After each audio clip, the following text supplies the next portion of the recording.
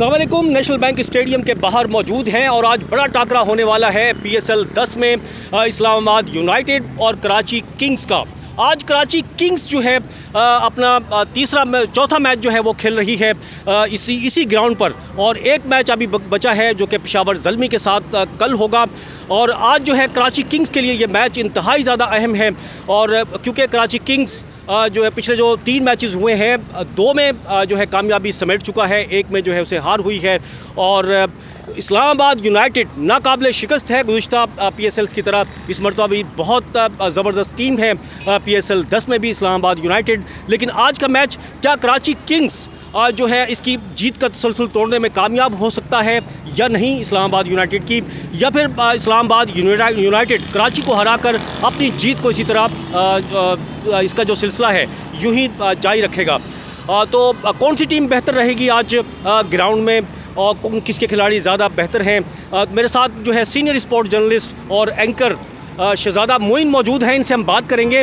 लेकिन इससे पहले थोड़ा सा ये बता दूं कि PSL 10 अगर PSL ओवरऑल की अगर हम बात करें, कराची किंग्स जो है जो इसके फैंस हैं कराची वाले हैं, इनको कभी मायूस करती है, कभी थोड़ी सी खुशियाँ दे देती है। अच्छा बताएं, आज का मैच है बड़ा अहम है इस्लामाबाद के लिए भी, ज़ाहिर है उसको अपनी जीत एक अच्छा खेलती हुई आ रही है, और कराची किंग्स कमज़ोर भी दिखाई देती है हमें, अच्छी भी दिखाई देती है। आप क्या कहते हैं आज का मैच कैसा होगा? कौन सी टीम जो है बेहतर आपके ख्याल में? राना साहब, बड़ा इंपॉर्टेंट मैच है अगर देखा जाए तो कराची के लिहाज से। आज कराची अगर मैच जीतती है तो इस टूर्नामेंट में ओवरऑल उनका जो रन रेट भी बेहतर होगा, फिर उनके पॉइंट्स अच्छे हो जाएंगे। इस्लामाबाद यूनाइटेड की अगर हम थोड़ी सी बात करें तो इस्लामाबाद यूनाइटेड ने जो सिलसिला PSL 9 से जोड़ा हुआ अब तक PSL 10 में अब तक कोई भी उन्हें शिकस्त का सामना नहीं करना पड़ा, और ऐसा लगता है कि बड़ा जेल होकर खेल लिया है यहाँ पर शादाब की क़यादत में इस्लामाबाद की टीम है। लेकिन दूसरी तरफ अब आज के मैच की जो आप बात कर रहे हैं, कराची किंग्स को थोड़ा सा एज इसलिए हासिल है कि मैं समझता हूँ ज़ाती तौर पर कि कराची ने अब तक जो 3 मैचेस खेले हैं national bank cricket stadium Karachi में खेले हैं, पिछले 2 मैच अगर कराची किंग्स का उठाकर देख लें तो उन्होंने वाकई इस टूर्नामेंट में इन रहने के लिए बड़ी मेहनत की हुई है। माजी अगर उठा के देखें तो वहाँ परफॉर्मेंस बेहतर नहीं थी, लेकिन अब बेहतर नज़र आ रही है। और पिछले मैच में जिस तरह उन्होंने शिकस्त दिया है कोयटा को, तो ऐसा लगता है कि कराची किंग्स जो है आज मैच में हावी दिखाई देगी इस्लामाबाद के। फिर हसन अली की परफॉर्म बड़ा काउंट कर रहा है, और हसन अली के हवाले से अगर हम देखें तो जिस अंदाज में वो बॉल कर रहे हैं, फिर उनका साथ देने के लिए अगर हम देखें तो मीर हमज़ा मौजूद हैं। मैंने लास्ट भी किसी एक चैनल पे कहा था कि मीर हमज़ा का रोल बड़ा इंपॉर्टेंट होगा, और मीर हमज़ा ने पिछले मैच में बड़ी ज़बरदस्त कारकर्दगी दिखाई।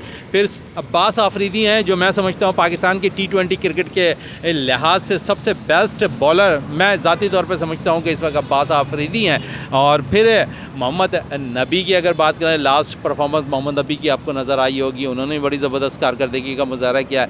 तो यहाँ मैं समझता हूँ कि आज थोड़ा सा एज है कराची किंग्स को हासिल है यहाँ पर इस्लामाबाद के मुकाबले में, क्योंकि इस्लामाबाद बेशक 3 मैचेस जीत कर इस टूर्नामेंट में कामयाब है, लेकिन आज थोड़ा सपोर्ट होगा कराची का। कराची वाले आज यहाँ ग्राउंड में भरपूर नज़र आ रहे हैं, पिछले मैच में देखा था, और आज फिर एक दफ़ा फिर जो है कराची के लोग जो शायकीन क्रिकेट हैं वो भरपूर अंदाज में यहाँ पर सपोर्ट करने के लिए कराची किंग्स। अच्छा मुझे ये बताएं कि ये कराची किंग्स को क्या होता है, कभी तो ये ऊपर अपना इतनी ज़बरदस्त पाकिस्तान टीम की तरह इतनी अच्छी किसी भी टीम को हरा देती है, फिर हारने पे आए तो उतनी ही बुरी शिकस्त से उसको होती है बड़े मार्जिन से। ठीक है, जिस तरह से कोयटा को बड़े मार्जिन से हराया, तो इससे पहले जो है वो लाहौर से जो है बड़े मार्जिन से हार गई।